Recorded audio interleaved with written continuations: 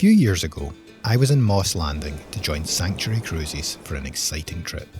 Our goal was to see one of the ocean's oldest, most efficient predators, the great white shark. The morning fog was slowly lifting as we left the harbour and followed the coastline toward Capitola. Our destination was an area known as Shark Park, so called because juvenile white sharks regularly spend the summer months there relaxing in warm water. I had no expectations of breaches or blood in the water, but I couldn't pass up the opportunity to see such an iconic species so close to home. Remarkably, we spotted a shark almost as soon as we arrived at the cove. It cruised right alongside our boat and I immediately began taking photos.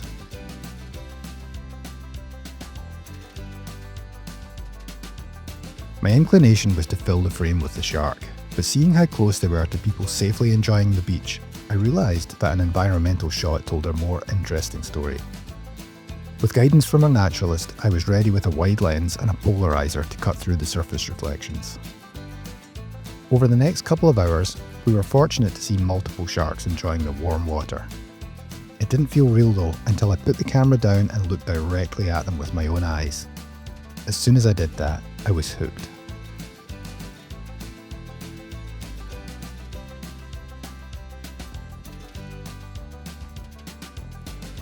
Since then, I've returned to Capitola twice, and each time we've failed to see any sharks.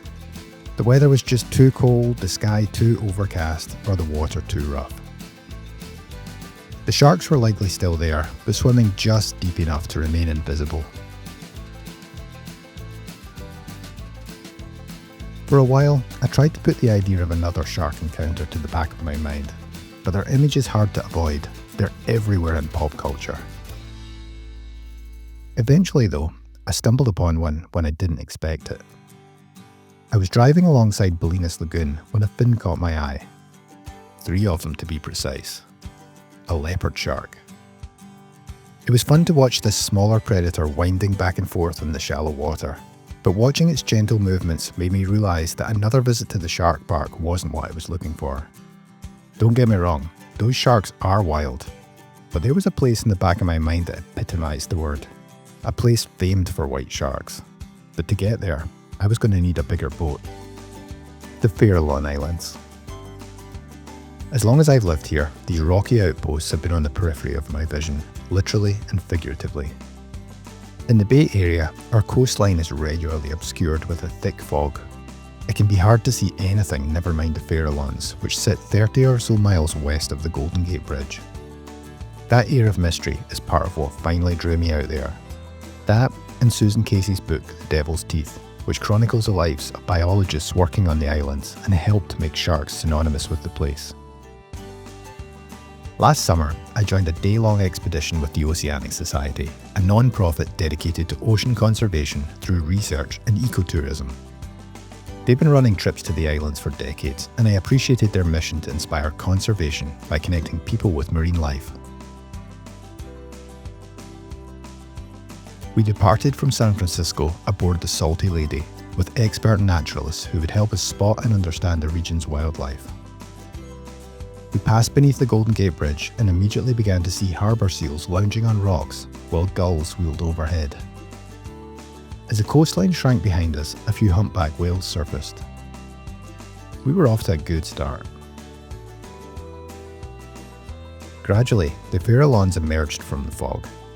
Their serrated silhouette was unmistakable, and even from a distance, it was clear the place was alive with birds. Common murres, sooty shearwaters, and many more filled the air. It was hard to know where to point my camera. As the islands are protected, visitors aren't allowed to land, but we had a US Fish and Wildlife Service staffer on board who would spend the next 8 days on the islands, so we got a rare glimpse of someone being transferred to shore. With that side quest complete, we began to circle southeast Farallon Island. The amount of wildlife crowding the rocks was astounding, and the naturalists called out 3 species of seals. Photographing them from the boat was tricky, but it was fun to see such diversity in one place. The cliffs heaved with life. Murres, cormorants, shearwaters. and a lonely northern gannet known as Morris. Somewhere in the crowd were tufted puffins, but I couldn't pick them out on the densely packed ledges. As we circled the jagged rock formations, I could see where the name the Devil's Teeth came from. Later, we ventured into deeper water and whale sightings picked up again. We saw multiple humpbacks, a grey whale, and some northern white-sided dolphins.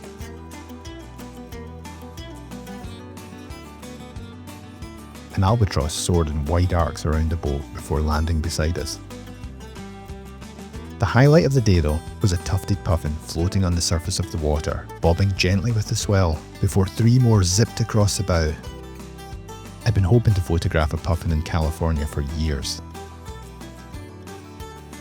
It had been a fantastic trip, but unfortunately there were no sharks that day. Still, as we docked, one of our guides offered encouragement. White sharks, he said, were more common in the fall. It was a long shot, but I held on to some hope. When October rolled around, I was back. Our naturalist reminded us to leave our expectations on the dock, as every trip is unique. He was right. The conditions were different for a start. It was brighter, and while the early part of the journey was calm, out through the bay and past the Marin headlands, the ocean gradually felt rougher. We watched a humpback whale roll feeding, and I even spotted a few ochre sea stars clinging to the cliffs near Point Bonita. There were fewer birds though. Don't get me wrong, there were still plenty on the islands, but it wasn't breeding season, so the skies weren't alive with the same frenzied activity I'd witnessed earlier in the year.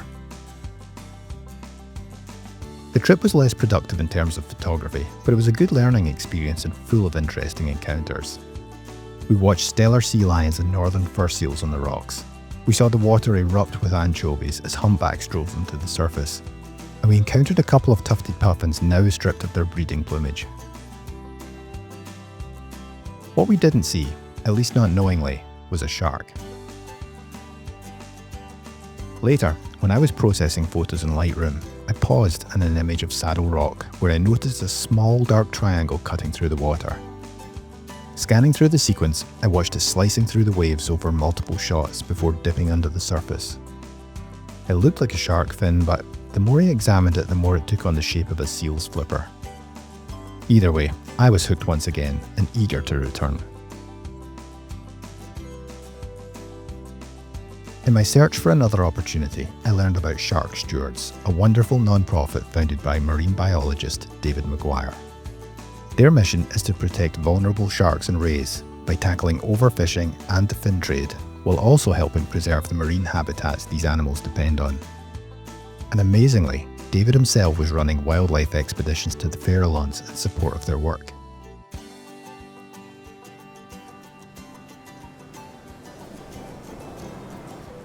It was an amazing opportunity to learn about shark biology and conservation. But the Pacific is vast, and for decades, white sharks were heavily targeted by humans. That made the odds of actually seeing one feel slim. But thanks to the work of people like David, there was always a chance.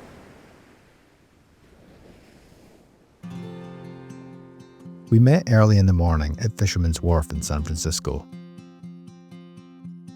The weather was perfect as we boarded the Amigo. The ocean was calm, the air warm, the sky clear of the usual fog. Our trip out of the bay and into the Pacific was as stunning as ever, but I was anxious to reach our destination. It took us around 3 hours to reach the Farallones. Sea lions crowded the rocks. Common murres lined the edges in numbers I hadn't expected. Brandt's cormorants and brown pelicans completed the scene, and the bright light made long-lens photography far easier than on previous trips.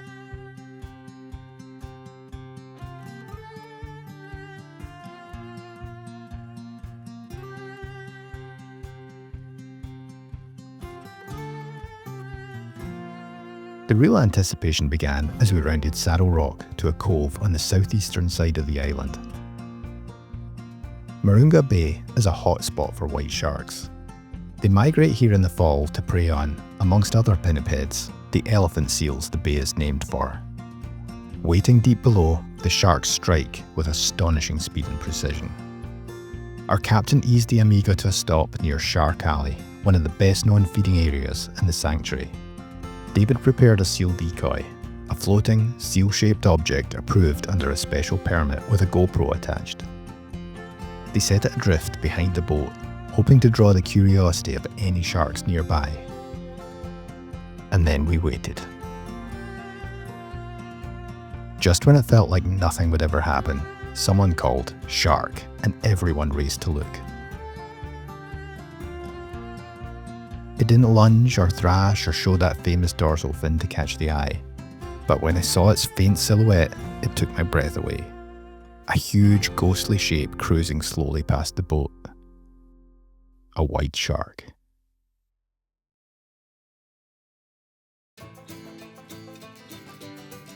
I reached for my camera, but the light and surface glare made it nearly impossible to focus. The shark was too close and the water too reflective. I switched to my phone and started filming instead. I'm glad I did. Over the next hour, we were visited twice more. Each time was subtle but arresting, a sudden, haunting presence, and then gone again into the blue. Fleeting encounters, but we'd seen them, alive, well, and wild. On the return trip, David shared footage from the decoy's camera. On screen, a shark appeared momentarily, smooth, powerful, and unmistakable, circling before fading back into the depths. By the time we passed under the Golden Gate Bridge, it was dark. I hadn't returned with a recognisable shark photo, but I'd returned with something better: the experience itself. And of course, you know I'll want to try again. If you're interested to learn about protecting sharks and our oceans, you'll find links to Shark Stewards and the Oceanic Society below.